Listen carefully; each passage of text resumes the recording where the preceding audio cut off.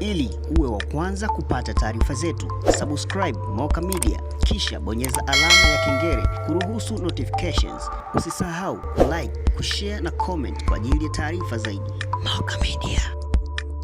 Mwenyekiti, pamoja na majibu mazuri ya Mheshimiwa Naibu Waziri wa TAMISEMI, Mheshimiwa Mwenyekiti, nilikuwa na maswali mawili ya nyongeza.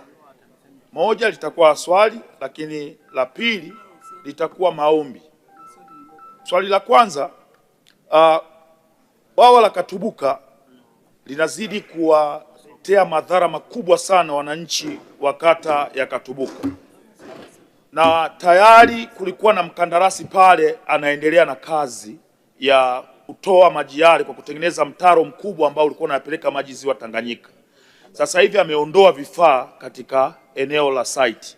Serikali ina mpango gani wa kumlipa yule mkandarasi ili aweze kumaliza kazi ya kuondoa yale maji na kuwaacha wananchi katika makazi yao wakiwa na amani? Lakini ombi la pili, Mheshimiwa Mwenyekiti, nilikuwa naiomba serikali, sisi wabunge pamoja na kufanya maendeleo, lakini tunafanya siasa pia.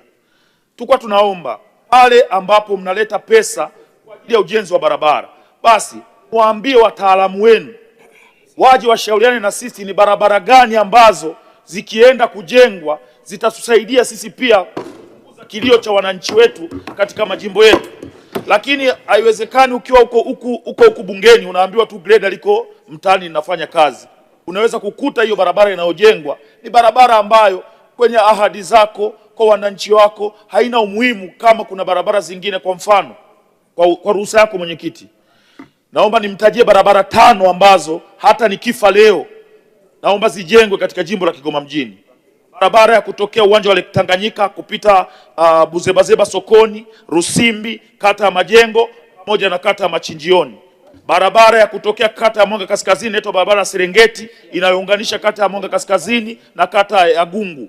Barabara ambayo inaunganisha kata ya Buhanda na kata ya Businde. Barabara ambayo inaanzia chini Vamia Bega. Barabara ambayo inaanzia madukani. Mheshimiwa Clayton ameshakuelewa kwa sababu hilo ni ombi sio swali, kwa hiyo Mheshimiwa Waziri ameshakuelewa.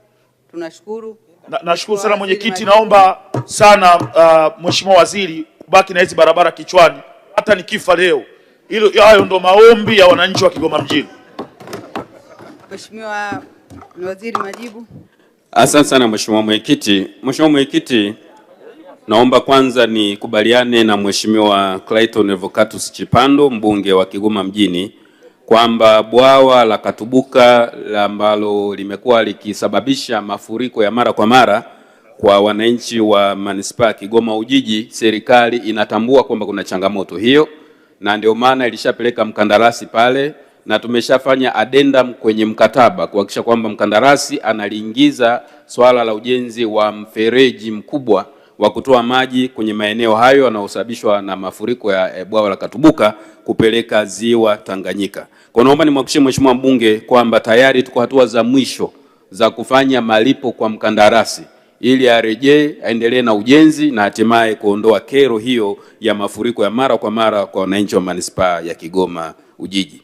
Ni swala la pili, Mheshimiwa Mwenyekiti, ni kweli kwamba kuna fedha ambazo zimeendelea kupelekwa za ujenzi wa barabara kwenye majimbo yote kote nchini likiwemo jimbo la Kigoma mjini, na hivi karibuni jimbo la Kigoma mjini imepelekewa jumla shilingi milioni 898 kwa ajili ya kujenga lami ya Baptist mita 800, lakini shilingi milioni 450 kwa ajili ya kujenga barabara ya Zuru kiwango cha zege mita 420, na bajeti ya Kigoma mjini imeongezeka kwa mwaka 2025-26 kutoka bilioni 3.2 za mwaka uliopita mpaka shilingi bilioni 5.33.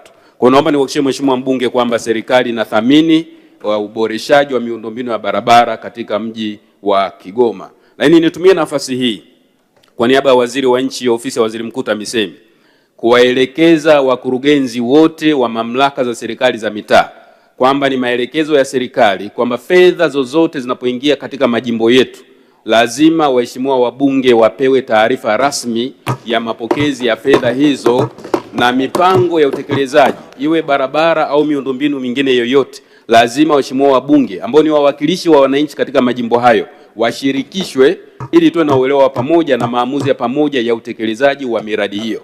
Na swala hili limetolewa maelekezo mara kadhaa. Ni kuhakikishia tu mheshimiwa mbunge na waheshimiwa wabunge tutafuatilia kwa karibu na tutachukua hatua kwa wakurugenzi na watendaji ambao hawatatekeleza maelekezo haya ya serikali. Ili uwe wa kwanza kupata taarifa zetu, subscribe Moka Media kisha bonyeza alama ya kengele kuruhusu notifications. Usisahau like, kushare na comment kwa ajili ya taarifa zaidi. Moka Media.